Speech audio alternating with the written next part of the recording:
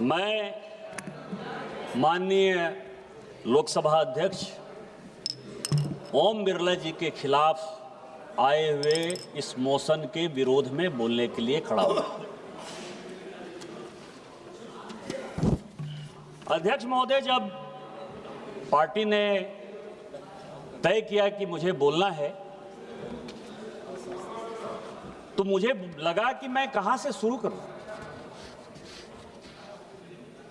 कायदे से ये पांचवा, सभी लोग कह रहे हैं कि चारवां अविश्वास प्रस्ताव है अध्यक्ष के खिलाफ, लेकिन कायदे से ये पांचवा अविश्वास प्रस्ताव है हाउस के लिए, जानकारी के लिए, क्योंकि इस देश के पहले प्रधानमंत्री 1947 में हो गए, पार्लियामेंट भी हो गई, सरकार भी हो गया, स्पीकर भी हो गया।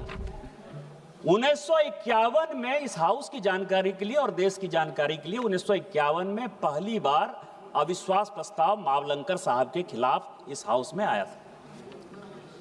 1954 में दूसरी बार उसी मावलंकर साहब के खिलाफ आया था। 1966 में सरदार हुकुम सिंह जी के खिलाफ आया था और 87 में बलराम जाखड़ साहब के खिलाफ आया था। इस चारों अविश्वास प्रस्ताव में जो समानता थी और जिसमें मुझे लगता था कि मैं इसका खुशी मनाऊं कि इसका गम मनाऊं, वो ये था कि चारों के चारों अविश्वास प्रस्ताव के वक्ता या उसके मूवर या तो वो भागलपुर के सांसद थे जो मेरा पैतृक घर है, या वो गोड्डा के सांसद थे देवघर, जहां से मैं वर्तमान में सांसद हूं। मधु लीबिया जी ने 1966 में किया, वो देवघर जहां का मैं सांसद हूं वहां के वो सांसद थे। कृपलानी साहब ने 1951 में किया, 1954 में किया, कायदे से मिसिर साहब ने उसको मूव किया था। मैं आपको बताऊं कि वो भागलपुर के सांसद थे। और 87 में जिस आदमी ने डिफेंड किया कांग्रेस की तरफ से, भागवत आजाद, वो भी भागलपुर के सांसद थे और गोड्डा के वो बेटे थे जहां का कि मैं व्यक्तिगत सांसद हूं। और मुझे पार्टी ने इस मोशन पर जो है बोलने के लिए स्पीकर साहब को डिफेंड करने के लिए खड़ा किया है। अब मुद्दा क्या है? मैंने कहा मेरा पैतृक घर है। ये जो वकील हैं, ओवैसी साहब वकील हैं और ये मनीष तिवारी साहब वकील हैं। वकील को घुमाना बहुत अच्छा आता है। मैं अभी देख रहा था संविधान का आर्टिकल 93 का एक पार्ट जो है, पोर्शन, बड़ा आराम से मनीष तिवारी जी बोल गए। स्पीकर होना चाहिए, डिप्टी स्पीकर होना चाहिए, तुरंत चुनाव होना चाहिए। मुझे भी लगा रहे इतने बड़े विद्वान आदमी हैं, सही बोल रहे होंगे। लेकिन जो उसका दूसरा पार्ट है, वो पार्ट ये कहता है कि यदि स्पीकर और डिप्टी स्पीकर का पद खाली है तो हाउस को ये अथॉरिटी है कि वो उसका इलेक्शन करेगा, सिलेक्शन करेगा। दूसरा, जिस कॉन्स्टिट्यूएंट असेंबली की उन्होंने बात की, जिस कॉन्स्टिट्यूएंट असेंबली के डिबेट की उन्होंने बात की, उन्होंने कामत साहब की बात की, सिवन साहब की बात की, बड़े अच्छे तरीके से उन्होंने राजेंद्र प्रसाद जी और अंबेडकर साहब के बातचीत को एकदम गायब कर दिया। क्या होता है सर?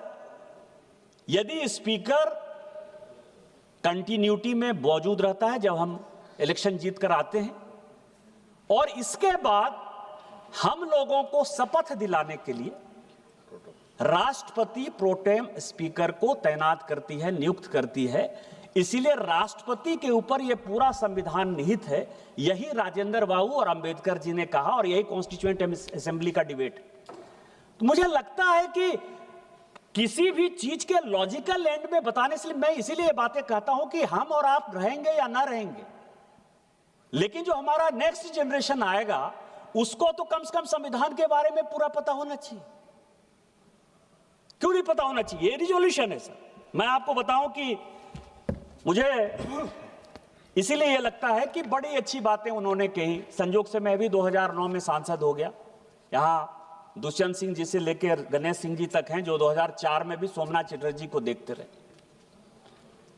भारतीय जनता पार्टी ने कभी भी इस तरह की,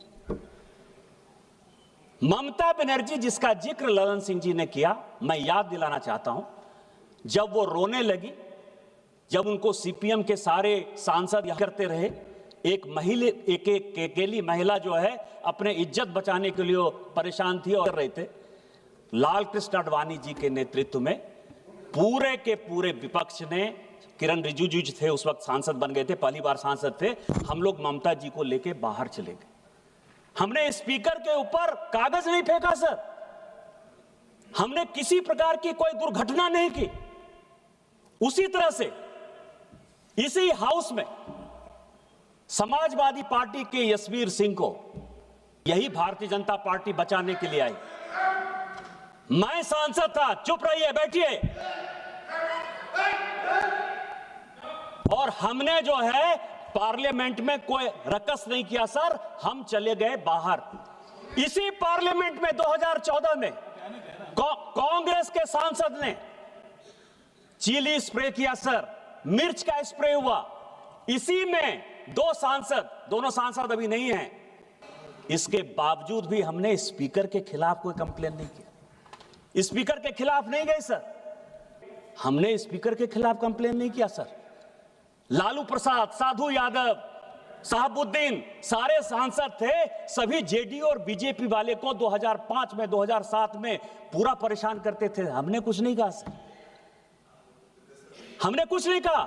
हमारे सांसदों को अभी महुआ मैत्रा बोलकर गई सर, इसी क्वेश्चन पूछने के कारण, इसी पैसे लेकर क्वेश्चन पूछने के कारण इसी लोकसभा के 11 सांसद बाहर निकाल दिए गए।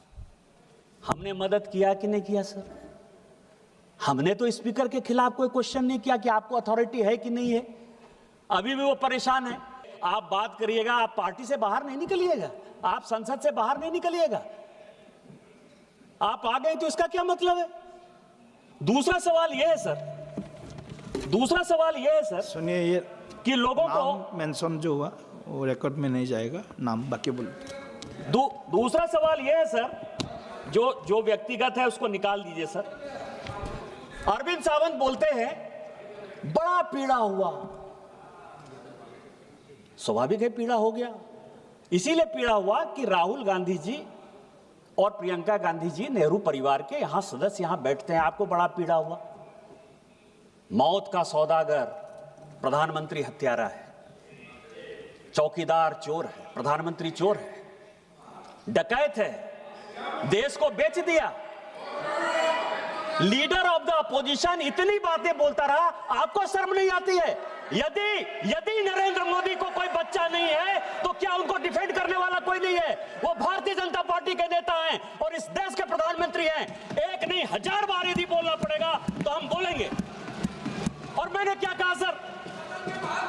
मैंने क्या कहा सर? मौत का सौदागर सोनिया जी ने on the floor of the house कहा है, हत्यारा उन्होंने on the floor of the house कहा है। क्या बात कर रहे हो? और मैंने तो किताब कोट किया सर, मैंने तो किताब कोट किया सर, और आज भी किताब लेकर आया हूं।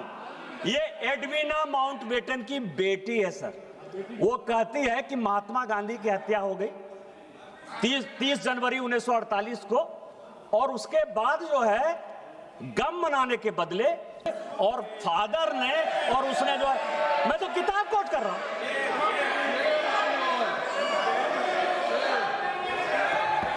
मैं उनकी बेटी का किताब है सर।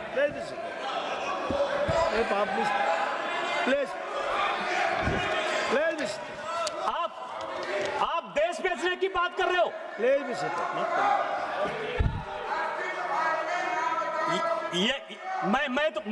मैं तो बात कर रहा हूं सर। स्पीकर सर 17 आदमी को मैं अब इतिहास की कहते हैं, आपने कोई जो है उसका गारंटी नहीं ले लिया है। नेहरू जी देश के पहले प्रधानमंत्री थे, राहुल गांधी और प्रियंका गांधी के रिश्तेदार होंगे, लेकिन देश के पहले प्रधानमंत्री को कोर्ट करने का अधिकार, उनके गलतियों को बताने का अधिकार मेरा है। वो देश के पहले प्रधानमंत्री थे। आपकी कोई यूएसपी नहीं है। 47 से लेकर 52 तक वो कांग्रेस के प्रधानमंत्री नहीं थे, वो इस देश के प्रधानमंत्री थे। और हमारे पहले राष्ट्रीय अध्यक्ष हमारे पहले राष्ट्रीय अध्यक्ष श्यामा प्रसाद मुखर्जी भी उनके मंत्रिमंडल के सदस्य थे सर। अंबेडकर साहब, जिनको कि कांग्रेस ने हराने का काम किया, वो भी लॉ मिनिस्टर थे सर। तो मैं ये कह रहा हूं कि यदि अमेरिका से पैसा लेकर अपने नॉन अलाइंड मूवमेंट बनाया, बांडुंग सम्मेलन 1959 से लेकर 1960 तक किया, यदि CIA के इस कागज में लिखा हुआ है तो मैं नहीं बताऊंगा कि आप अमेरिका के दलाल थे।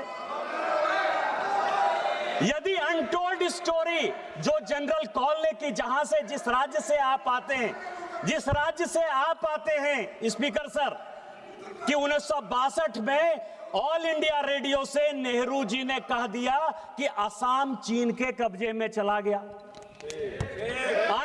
अनटोल्ड स्टोरी जो जनरल कॉल, जो उनके रिश्तेदार थे, 17 लोगों को बाईपास करके जिनको कि जनरल बनाया था, यदि वो अपनी किताब में लिखते हैं कि अमेरिका के साथ मिलकर मैं लड़ाई लड़ रहा था, मतलब चाइना के साथ भारत नहीं लड़ रहा था, अमेरिका लड़ रहा था, यदि आप अमेरिका के गुलाम थे, मैं ये बात नहीं कहूंगा। अभी खुद वॉशिंगटन पोस्ट में सर 4 पेज का न्यूज छपा कि 1962 में नंदा देवी में न्यूक्लियर डिवाइस लगाया गया। त्रिवेंद्र सिंह रावत और यहाँ ये अजय भट्ट बैठे हुए हैं, और जिसके कारण गंगा में जो वो न्यूक्लियर डिवाइस के कारण जो विकिरण हो रहा है, उसके कारण गंगा के क्षेत्र में जो कैंसर फैल रहा है, उसके कारण नेहरू हैं। क्या ये बात मैं नहीं कहूंगा? 1962 में यदि उड़ीसा का चरबटिया एयरपोर्ट आप अमेरिका को बेस यूज करने के लिए दे देते हैं, तो क्या अमेरिका की आप दलाली कर रहे थे? ये बात मैं नहीं कहूंगा। ये सब तो इतिहास है, मैं तो इतिहास की बात कर रहा हूं।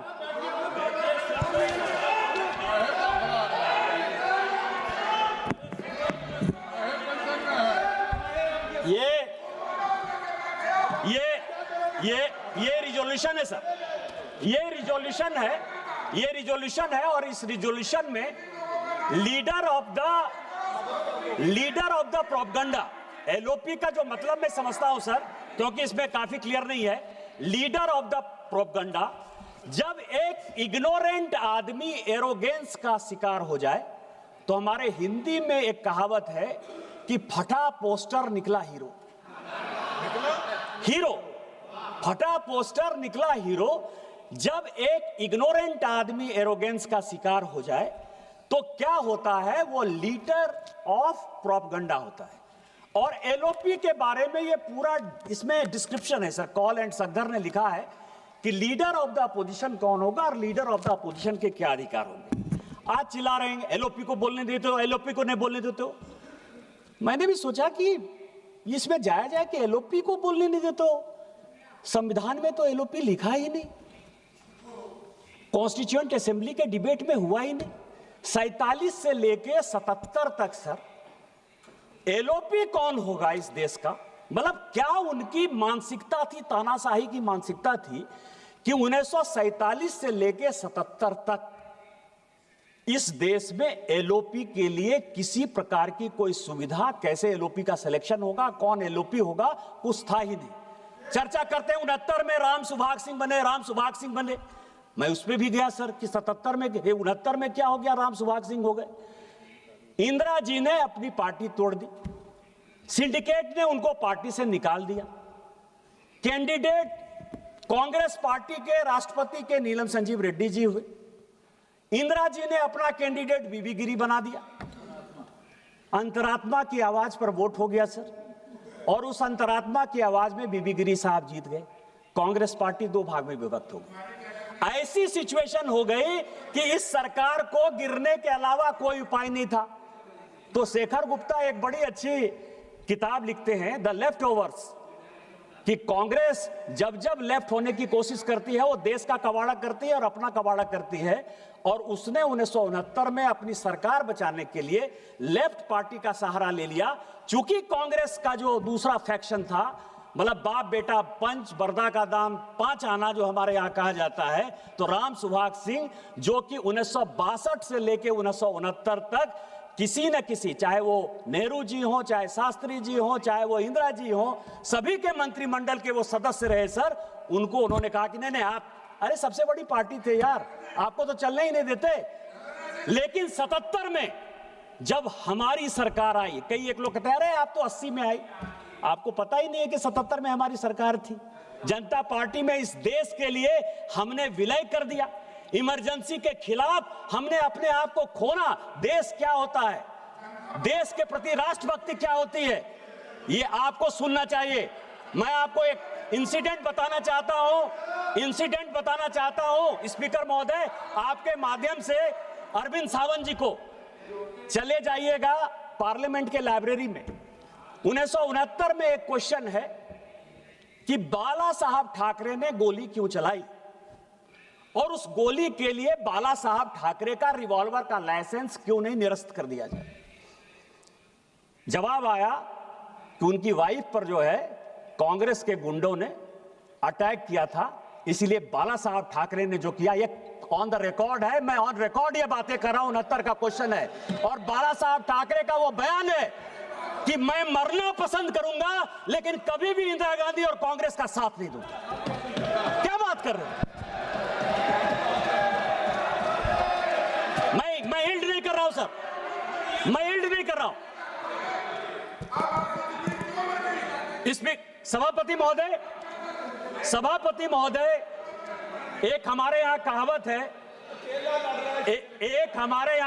है, कि पूत कपूत को क्या धन संचय। भाषण के बाद आप बोलेंगे, निशिकांत जी के भाषण के बाद आप बोलेंगे। पूत कपूत तो का धन संचय, पूत सपूत तो का धन संचय। और ये पूरा का पूरा जो है, ये पूरा का पूरा जो मामला है कि leader of the party, leader of the partition या लीडर ऑफ प्रोपगंडा इस तरह की हरकतें क्यों करते? 95 चुनाव हार चुके, मीडिया उनको सीरियसली नहीं ले रहा है, देश उनको सीरियसली नहीं ले रहा है। हालत क्या हो गई है कि आप ये समझिए कि जब सोनिया जी ने इस पार्टी को छोड़ा तो 206 उनके लोकसभा के सांसद थे सर। जब राहुल गांधी जी के बाद ये पार्टी गई तो वो 44 पे चली गई। दूसरा जब चुनाव आया तो वो 50 पर चली गई। इसके बाद सोनिया जी को लगा कि अकेले से नहीं हो पाएगा, ये तो पार्टी एकदम खत्म ही कर देगा, तो प्रियंका गांधी को उन्होंने जो है उसके साथ भेज दिया। तो अभी 99 सीट पर जो है पहुंच गए सर। इसके बाद जो है वो फिर से खत्म होने के कगार पर हैं। इसी कारण से लाइमलाइट लेने के लिए अब लड़ाई हो रही है कि प्रियंका जी नेता बनेंगी कि ये बनेंगे। इस कारण से जो है ये इस तरह की हरकत कर रहे सर। क्या कर रहे? और अभी तो प्रियंका जी चली गई। मैं कहने वाला था सर कि गांधी परिवार में जो आदमी पैदा होता है वो प्राइम मिनिस्टर इन वेटिंग होता है, एलओपी नहीं होता है, लीडर ऑफ प्रोपगंडा नहीं होता है सर, लीडर ऑफ अपोजिशन नहीं होता है, प्रधानमंत्री होता है। अभी उनके बेटे की शादी होने वाली है, मैं उनसे रिक्वेस्ट करूंगा कि अपने बेटे के साथ मेरा फोटो खिंचा दीजिएगा, क्योंकि लड़ाई तो वही है ना। वो राजा है सर, हम रंक हैं। गांधी परिवार में कोई पैदा हो गया, उसको इस देश पर राज करने का अधिकार है, स्पीकर बनाने का अधिकार है, राष्ट्रपति बनाने का अधिकार है, उपराष्ट्रपति बनाने का अधिकार है, डायरेक्टर सीबीआई वो बनाएगा, सीएजी वो बनाएगा, चीफ जस्टिस ऑफ इंडिया वो बनाएगा। और ये जो नहीं बना पा रहे हैं 12 साल से, इसी छटपटाहट में वो माननीय ओम बिरला के खिलाफ जो है अविश्वास प्रस्ताव लेकर आए सर।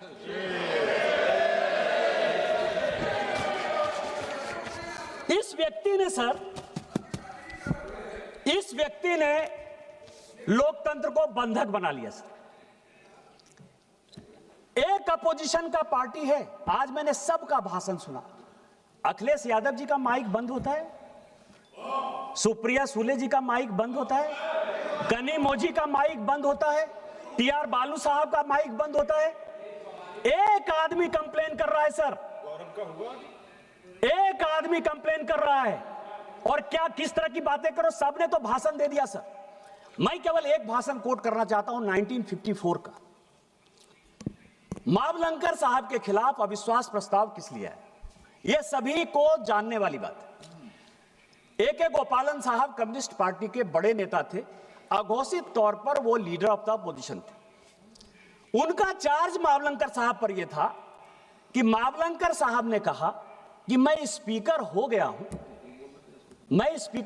हूं, इसके बावजूद भी मैं कांग्रेस पार्टी का सदस्य हूं और कांग्रेस पार्टी के चीजों की रक्षा करना, उसकी आइडियोलॉजी का रक्षा करना हमारा परम धर्म है। मैं AK गोपालन साहब का लेकर आया हूं, मुझे यदि किसी को चाहिए तो मैं ऑथेंटिकेट कर दूंगा और दे दूंगा। अब आप समझिए कि ये कह रहे हैं कि स्पीकर को नॉन पार्टीसन होना चाहिए, जो होते हैं सर, लेकिन आपके ऊपर भरोसा कौन करे? सोमनाथ चटर्जी जी ने जब 87 में कहा था, कई एक लोगों ने सोमनाथ चटर्जी जी को कोट किया कि स्पीकर को जो है वो बाहर निकल जाना चाहिए, पार्टी से बाहर हो जाना चाहिए, और उन्होंने स्पीकर के तौर पर अपनी उसी गरिमा को बनाए रखा। सोमनाथ चटर्जी जी CPM से निकाल दिए गए। सरकार का साथ देने के लिए उन्होंने पार्टी को तिलांजलि दे दी, न्यूक्लियर डील आपका पास करा दिया। लेकिन जब 2012 में उपराष्ट्रपति का चुनाव होने लगा, जो वो बनना चाहते थे, आपने मुख्तार अंसारी के चाचा हामिद अंसारी को बना दिया इस देश का उपराष्ट्रपति, लेकिन सोमनाथ चटर्जी को नहीं बना। कौन साथ देगा? और स्पीकर पार्टीशन क्यों नहीं होगा? आज आप लोग अविश्वास प्रस्ताव लेकर आए हैं, हमारे पार्टी के हैं वो, हमें फक्र है। मैं मोहन बिरला साहब को 1990-91 से विद्यार्थी के जीवन से जानता हूं, विद्यार्थी परिषद के जीवन से जानता हूं, और मैं जानता हूं कि उस व्यक्ति ने आज तक कभी किसी के साथ अन्याय नहीं किया। आज यदि उसको बचाने की बात आएगी, स्पीकर के गरिमा को बचाने की बात आएगी, तो पूरी की पूरी NDA उसके साथ है और मरते दम तक उस व्यक्ति के साथ रहेगी।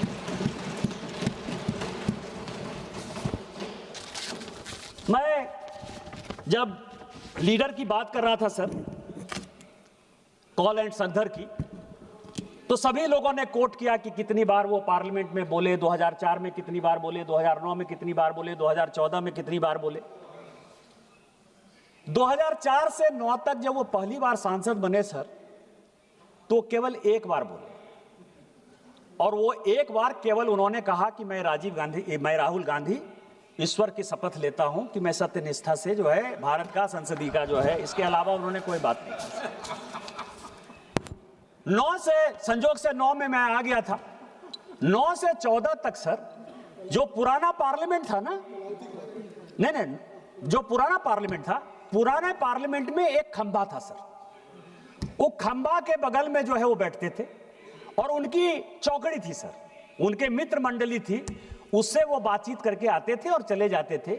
जब उन्होंने मुंह खोला तो कलावती के बारे में मुंह खोला, और आज तक फिर कलावती का जो है उन्होंने ध्यान ही नहीं रखा सर। इसके बाद जब हमारी सरकार आई सर, मैं आपको बता रहा हूं कि वो किस तरह से उनका जो टारगेट है सर, उनका टारगेट है कि 3% लोगों को, 140 करोड़ देश है सर, सभी को माननीय प्रधानमंत्री जी के ऊपर आशा है, विश्वास है, इस संसद के प्रति आशा है, विश्वास है।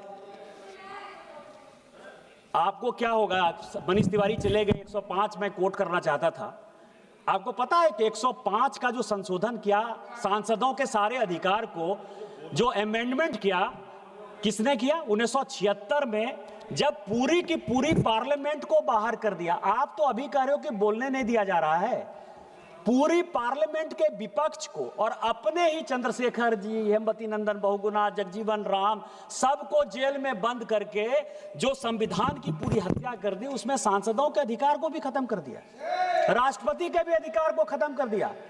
आपको पता है कि बोफोर्स के समय जब हल्ला हुआ तो 89 में जो है आपने 150 सांसद को जो है निकाल बाहर कर दिया था। उसको इस्तीफा देने के अलावा कोई अल्टरनेटिव नहीं रहा। किस संविधान की बात करते हो? यहां तो माइक की बात कर रहे हो यार। तो मैं ये कह रहा हूं कि उन्होंने जो है 2015 से क्या क्या बातें कही सर। उन्होंने 2015 से जो मुद्दे हैं सर, 2015 से एलओपी का है, सभापति महोदय, पूरी पार्लियामेंट के जितने स्पीकर हैं ना, जितने स्पीकर हैं, वो स्पीकर के ऊपर सबसे बड़ा आरोप मेरे ही कारण लगा रहे हैं सर, मुझे ही गाली देते रहे। कोई ऐसा स्पीकर नहीं है जिसने कि मेरे बारे में नहीं बोला सर। मैंने चुपचाप सबकी बात सुनी है, मेरी बात उनको सुनना चाहिए। वो क्या कह रहे हैं सर? 20 अप्रैल सफाई दे। एक मिनट, जब किसी के ऊपर एलिगेशंस आता है तो उसके ऊपर क्लैरिफिकेशन देना उनका एक धर्म भी होता है, उसका रिस्पॉन्सिबिलिटी है। आपने एलिगेशंस लगाया, उन्होंने उसका जवाब दिया, तो आप प्लीज लिसन 2015 में sir, yes I am allowing him. 2015 मैं डेट वाइज बता रहा हूं सर, उन्होंने क्या क्या बोला, मतलब गोल पोस्ट कैसे राहुल गांधी चेंज करते रहे, या उनके पास कोई विषय ही नहीं रहा देश को गुमराह करने के लिए, मैं बता रहा हूं सर। उन्होंने 20 अप्रैल 2015 को कहा कि सूट बूट की सरकार नहीं चलेगी। प्रधानमंत्री जी तो हमेशा पजामा कुर्ता ही पहनते हैं सर, सूट बूट तो वही पहन रहे हैं, जीन्स का पैंट, टी शर्ट, ये इंपोर्टेड सारा कुछ, वो ऑन का शूज पहन के कौन आता है सर? सूट बूट की सरकार उनकी है कि सूट बूट की सरकार हमारी है सर?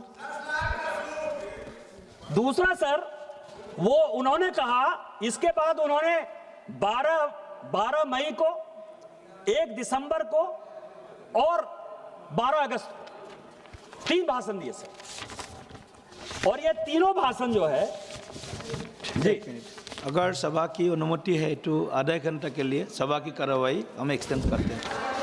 ठीक, यस, गो अहेड प्लीज। उन्होंने जो है किसानों के लिए कहा सर, रोज जो है इनके राज में रोज किसान आत्महत्या कर रहे थे सर। इन्होंने जो किसानों की ऋण माफी की सर, उसमें सीएजी की रिपोर्ट में आया कि 65,000 करोड़ रुपया जो है वो किसी न किसी कांग्रेसी नेता के पॉकेट में चला गया। हमने जब माननीय प्रधानमंत्री जी ने तय किया कि हम किसान सम्मान निधि देंगे, और इनको जब लग गया कि हमारी पूरी बौखलाहट हो गई, तो पूरा का पूरा भाषण उन्होंने 2015 में जो है केवल और केवल किसानों को दे दिया। इसके बाद उन्होंने कहा सर, इसके बाद इन्होंने जो अच्छी बात कही सर, इन्होंने 2016 का जो इनका भाषण था सर, कि वीके सिंह सबसे घटिया आदमी है और कन्हैया कुमार इस देश का सबसे बढ़िया आदमी है। इनके पास कार्यकर्ता तो मिलते नहीं थे सर, तो कम्युनिस्ट पार्टी का एक आदमी जेएनयू का अध्यक्ष हुआ, उसको उन्होंने इसी तरह पार्लियामेंट में बोल के अपने पार्टी में ले लिया। और जनरल वीके सिंह, जिसके ऊपर कि इन्होंने आरोप लगाया सेना को नरवाने, छोटा सा केवल उदाहरण है सर। इनकी जो मानसिकता है सेना में रिजेंटमेंट करवाने का, इनकी जो मानसिकता है डिक्टेटरशिप कराने का, इनकी जो मानसिकता है सेना को डिमोरलाइज करने का, वो जनरल वीके सिंह का था सर। कि जनरल वीके सिंह एक ऐसे जनरल हुए जिनका 1 साल बचा हुआ था, उसके बावजूद भी उनका जो है सर्टिफिकेट इन्होंने फॉर्ज किया और उनके ऊपर आरोप लगाया कि ये जो है कू करना चाहता था, देश के प्रधानमंत्री को हटाना चाहता था। ये 2016 का उनका बयान है सर। 2018 में किसकी बात करें? एचएएल की बात करें, डिफेंस की बात करें। डिफेंस में गांधी फैमिली को बड़ा इंटरेस्ट है सर। आपको पता है सर कि इन सारे डील में संजय भंडारी साहब, जो कि अभी भगोड़ा है, जिसने कि सभी तरह के डील किए सर, और इनके गांधी परिवार के साथ जिनके रिलेशन है, और जो लंदन का मकान है सर, वो भी गांधी परिवार को संजय भंडारी ने ही दिया है। और कोत्रोची और संजय भंडारी के कारण जो है पूरा का पूरा डिफेंस में जो है इनका इंटरेस्ट रहा सर। इसके बाद 2019 से लेके 22, 23, 24 ये पूरे हिंदू धर्म के खिलाफ चलते रहे, क्योंकि ना राजेंद्र बाबू सोमनाथ गए आज तक, और ना राहुल गांधी जी आज तक अयोध्या गए। 500 साल के बाद रामलला का मंदिर अयोध्या में बना। इनके जो पार्टनर सब हैं वो लोग भी घूम के आ गए सर। लेकिन ये क्या कर रहे हैं? ये कह रहे हैं, मुद्रा की बात कर रहे हैं। अभय मुद्रा होता है, शिव की उतनी मुद्रा होती है, ऐसे मुद्रा होता है।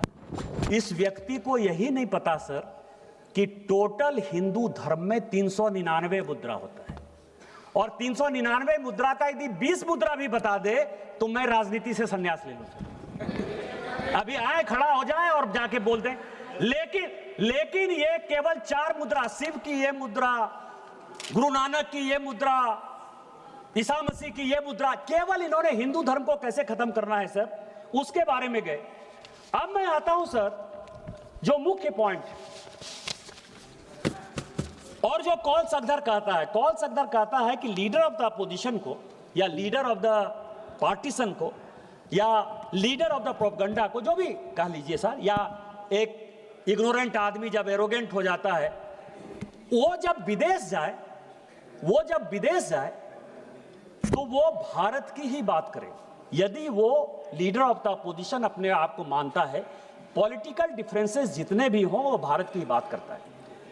2014 से लेकर 2026 तक, सुनने वाली बात है, 2014 से लेकर 2026 तक राहुल गांधी ने 260 विदेश यात्रा की है सर, एक दो नहीं, 260।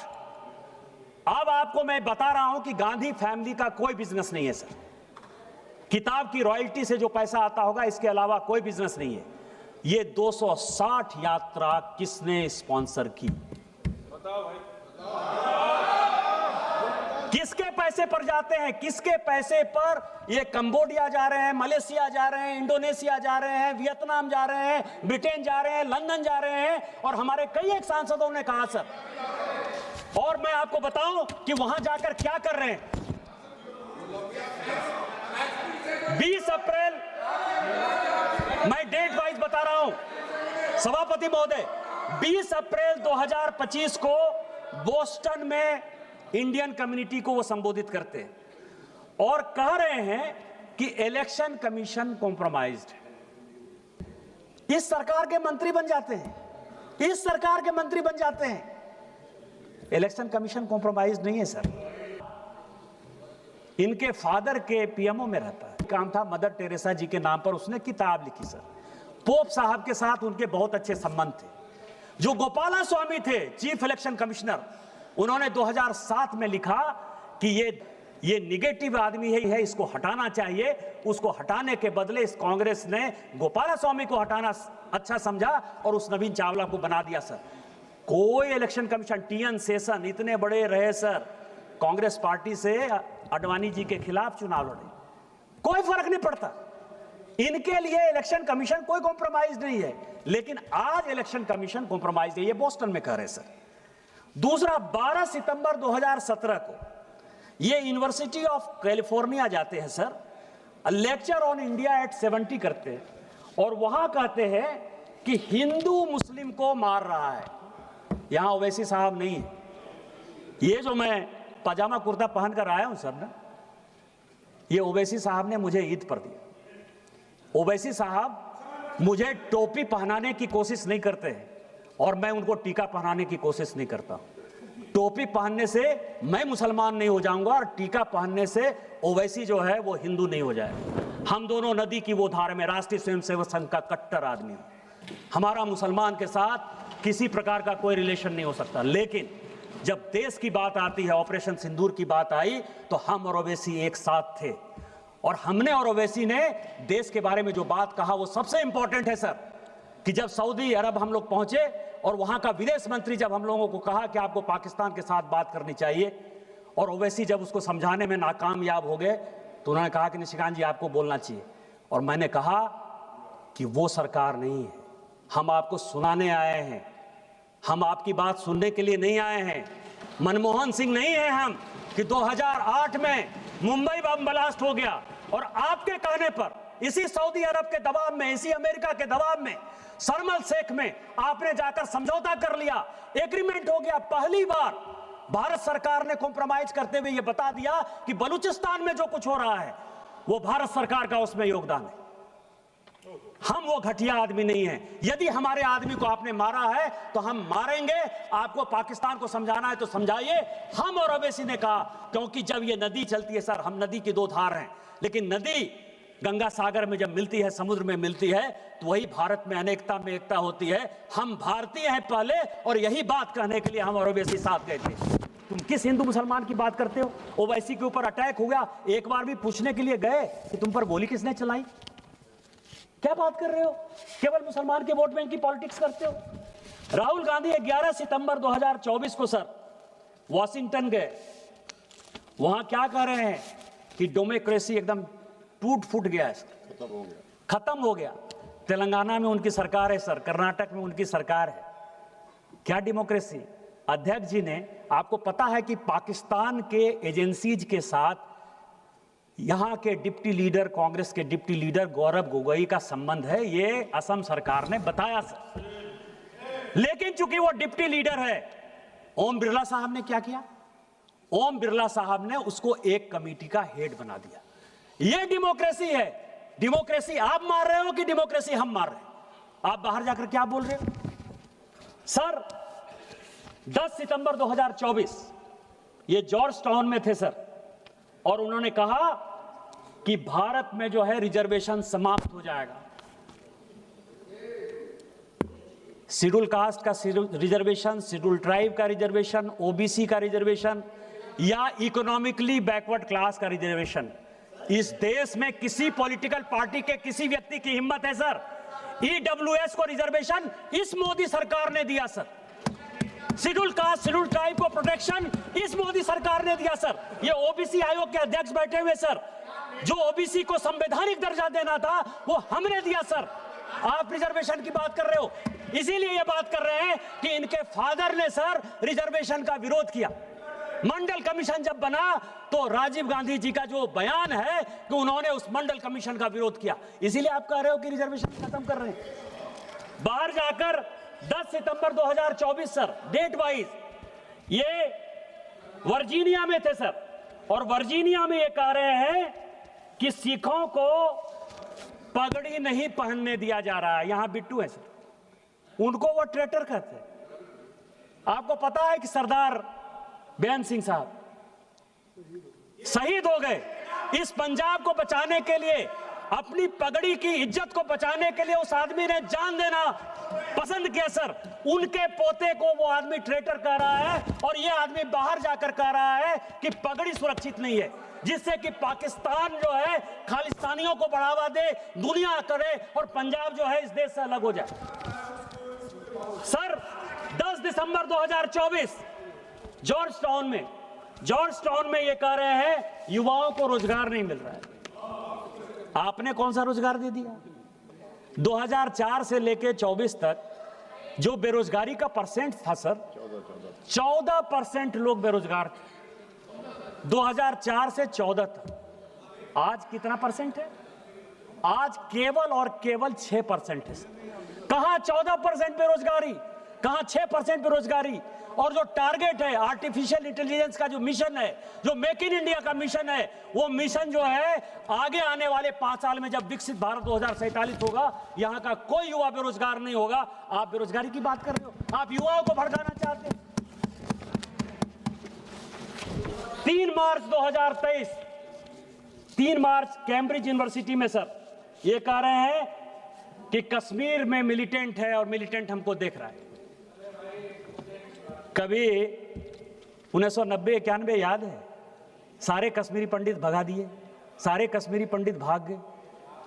मोदी जी, हमारे प्रधानमंत्री जी खुद ही लाल किला में झंडा कैसे फहराएंगे, सीआरपीएफ में इस करे। आज लाल चौक पर आज 370-35 से खत्म होने के बाद अपनी यात्रा को लेकर जाते हो, और मिलिटेंट आंख में आंख डालकर बात कर रहा है, लेकिन मिलिटेंट गोली नहीं चला रहा है। ये हमारी विजय है कि ये आपकी विजय है? किसको भड़काना चाहते हो सर? 3 मार्च 2023 कैम्ब्रिज यूनिवर्सिटी यूके में ये कहते हैं कि Modi is destroying the architecture of India. ये कह रहे सर देश का प्रधानमंत्री के बारे में। मैं ये कह रहा हूं, सीएजी के ऊपर क्वेश्चन किसने किया? आपने। चीफ जस्टिस के खिलाफ इंपीचमेंट मोशन कौन लेकर आया? आप। उपराष्ट्रपति के खिलाफ इंपीचमेंट मोशन लेकर कौन आया? आप। स्पीकर साहब के खिलाफ इंपीचमेंट मोशन लेकर कौन आया? आप। इलेक्शन कमीशन के खिलाफ बोल रहा है, कौन बोल रहा है? आप बोल रहे हो। राष्ट्रपति को किसने बेइज्जत किया? आप ये समझिए कि उनको रिसीव करने के लिए बंगाल में कोई मौजूद नहीं था। इंस्टीट्यूशन कौन खत्म कर रहा है? इंस्टीट्यूशन आप खत्म कर रहे हो ना, और कह रहे हो कि मोदी तो रामनाथ कोविंद जैसे शेड्यूल कास्ट के आदमी को राष्ट्रपति बना रहे हैं और द्रौपदी मुर्मू जैसे आदिवासी को, गरीब आदिवासी को बना रहे हैं। कौन आर्किटेक्चर खत्म कर रहा है? 3 मार्च 2023, बस 2-4 मिनट लूंगा सर। ये कह रहे हैं कि कैम्ब्रिज यूनिवर्सिटी में ये कह रहे हैं कि मेरे फोन में पेगासस है। सभी प्राइवेसी की बात, बस 2-4 मिनट में मैं खत्म करूंगा। पेगासस की बात करते हैं। कमेटी बनाई सर जोशी साहब के नेतृत्व में, आलोक जोशी साहब के नेतृत्व में सुप्रीम कोर्ट ने एक कमेटी बनाई। 50 बार राहुल गांधी जी को कहा गया कि अपना फोन जो है सबमिट करिए। 50 बार कांग्रेस पार्टी के सारे नेताओं को कहा गया, एक बार भी फोन नहीं दिया सर। और आप कह रहे हो कि पेगासस, आप झूठ का जो है, मैं कह रहा हूं कि प्रोपगंडा का जो मास्टर है उसके सारे उदाहरण दे रहा हूं कि किस तरह की बातें करता। हिम्मत थी तो अपने फोन को आप देते, पता चलता कि कोलंबिया जा रहे हो तो किससे बात कर रहे हो, किससे इल्हान उमर से बात कर रहे हो, कि सोरोस से बात कर रहे हो, कि यूएसएड से बात कर रहे हो, पता चलता। डर से चाइना का एजेंट हो कि नहीं हो, 2008 में जो एग्रीमेंट लिया उसके बारे में पता चलता। सर 23 मई 2022 कैम्ब्रिज यूनिवर्सिटी, 23 मई 2022 ये कह रही हैं कि सीबीआई और ईडी का उपयोग हो रहा है। ईडी को पीएमएलए का अधिकार किसने दिया? आपने दिया। आज तक सीबीआई का कानून नहीं बन पाया है सर। करुणानिधि जी को, यहां बैठे हुए हैं डीएमके के लोग, ये कांग्रेस का साथ देते हैं। 1977-78 में सर पहली बार इसी सीबीआई को लगा के इंदिरा गांधी जी ने करुणानिधि जी को जो है करप्शन के केस में बाहर किया। बस 2 मिनट में खत्म करता हूं। इस तरह के सैकड़ों उदाहरण है। मैं केवल स्पीकर साहब, प्लीज स्पीकर साहब, 1 minute please, 1 minute only. Speaker साहब, मैं कंक्लूड कर रहा हूं। एक कहावत है सर कि बूढ़ा बंस कबीर का उपजा पूत कमाल। ये कमाल है सर। ये अंतिम राजा है। बहादुर शाह जफर ने जिस तरह से देश को खत्म किया, ये कांग्रेस को खत्म करेगा। मैं केवल एक बात से सहमत हूं सर कि ओम बिरला साहब को स्पीकर साहब, ओम बिरला साहब को 2 चीजों की सजा जरूर मिलनी चाहिए। वो ये सजा है कि यहां जो 543 मेंबर ऑफ पार्लियामेंट हैं, इसको उस व्यक्ति ने आवाज दी सर। उस आदमी को अपना क्षेत्र का मुद्दा उठाने के लिए आवाज दी। और दूसरा, कोरोना काल में कोई सांसद नहीं मरे, सारे सांसदों का हाल चाल लिया, उसको डॉक्टर पहुंचाया, उसकी जान बचाई। इसी कारण से ओम बिरला साहब को यह सजा देने को तैयार हैं। मैं इसके विरोध में खड़ा हूं। आपने मुझे मौका दिया। जय हिंद, जय भारत।